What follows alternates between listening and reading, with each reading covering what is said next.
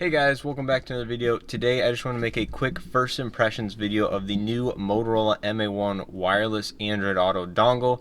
Now this is one of the latest wireless Android Auto solutions on the market. I've been getting quite rave reviews online, so I kind of just want to give you my first impressions on the dongle. And also, since I just made another video on a different wireless Android Auto solution for your car, I just wanted to give you guys a little comparison and my impressions between the two devices that I now have in my possession that allow you to do wireless Android Auto in your car. So let's not waste time and get right into this video. So with the MA1, you'll receive the dongle itself as well as a little booklet and brochure on how to use the device itself. Now it's pretty self-explanatory, but in case you need any other instructions, it comes with that little booklet. And inside that booklet, it also comes with a small gel pad for a mounting solution for the dongle. But as you can see, the dongle itself is very compact. It measures just over 2 inches in either direction and has about a 4-inch cord that is non-detachable, which is one of my biggest complaints already about the device, because inevitably it will be dangling from your USB port wherever that is in your car. Other than that, it is a very simple device. On the one side it has one button, which I believe is a reset button, and on the front side it also has an LED indicator light. Tells you the status of the device. So here I am in my 2019 Hyundai Elantra GT getting ready to test it out. I'm just going to plug it in without turning the car on. As you can see, the dongle already has power from the USB port, but you can see here with my car that the cable length and the fact it's very stiff and non-detachable already presents an issue with how it is mounting in the car. Now of course you can kind of fold it in the cubby if you'd like, but again the cable prevents it from not closing. So that's a huge complaint of mine already. But let's go ahead and power on the car and get my Pixel 6 out to pair to the device. Alright, so I'm going to open my Bluetooth settings here and go to pair a new device, and as you can see Android Auto 0099 pops up, so I'm going to click on that. Pair.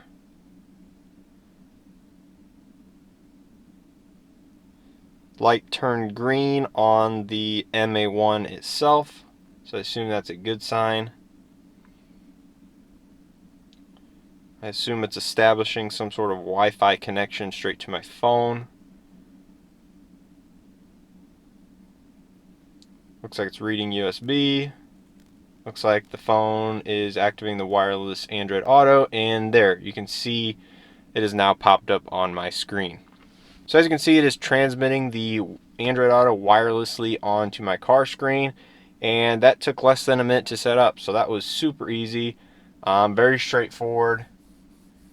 You can see there's still a hint of lag, just like the other dongle I reviewed a few weeks ago,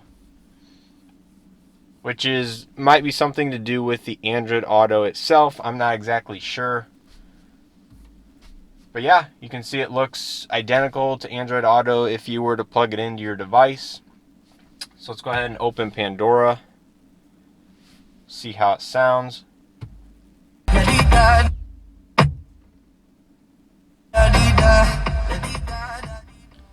Did you guys just hear that? The audio was actually breaking up a couple of times so far just in this song.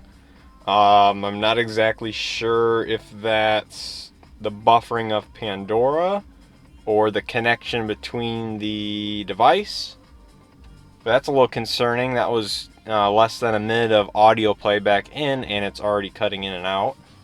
So yeah, there doesn't seem to be any other audio issues with the Google Podcast, so that just might have been an issue with Pandora itself, but I'm a little concerned as it is already. So yeah, this was just going to be a quick first impressions video of this dongle.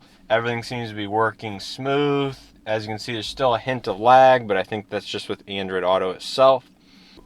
But yeah, that's all there is to do to set up this device in your car. Basically plug it in, pair it via Bluetooth. It will do the rest, establishing the Wi-Fi connection, and then it should be off in less than a minute. Now let's go ahead and reboot the system, turn the car off, and see how long it takes to start up wireless Android Auto from scratch when the power is off on your car.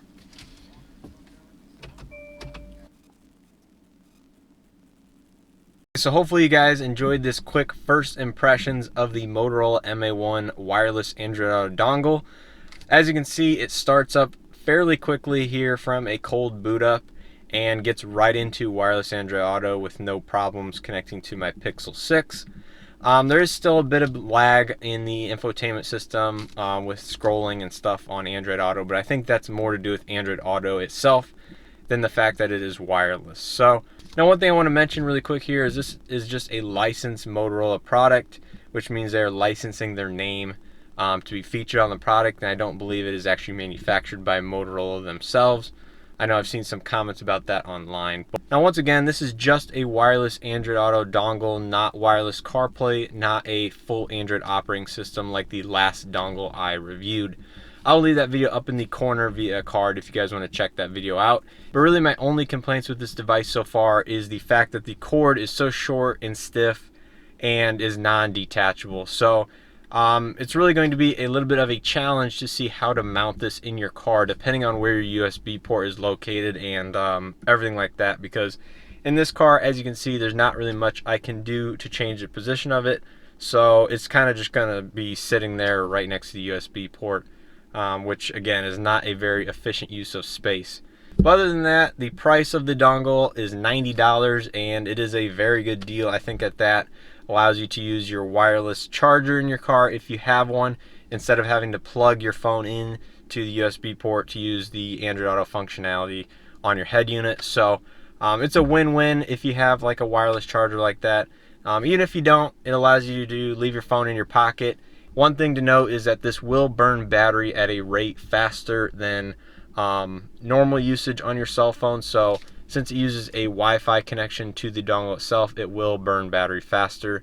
Now I've seen some people say it's about 10 to 15% an hour while using this dongle, which is pretty significant rate of discharge from your phone. But if you have a larger battery pack on your phone or are able to charge your phone via a wireless charger in your car, then it will obviously use much less, if any, battery. So overall, I am very happy with this device on first impressions. If anything changes, I will leave some comments down in the description and comment section below. If you guys like this video, please hit that like button. It definitely helps me out. Also, consider subscribing and checking out some of the other videos on this channel if you guys are interested. And as always, I'll see you guys in the next video. But seriously, in most cars, what are you supposed to do with a 4-inch cord that's stuck to a plastic hockey puck device? I mean, in my car, I guess I can fold it back just like that and close the lid, but the other one, at least I can mount up here out of the way of everything and, still use my wireless charger. But in some cars, yeah, I'm really not sure what you're going to do with this. And another thing to note is this is a USB-A device only, so newer cars with USB-C ports only won't be able to use this. So yeah, I'll end up testing this unit for a few days, and if I end up not wanting to use it anymore, it'll either end up in my mom's launch GT or the Jeep Wrangler over there, so one of these guys can use wireless Android Auto.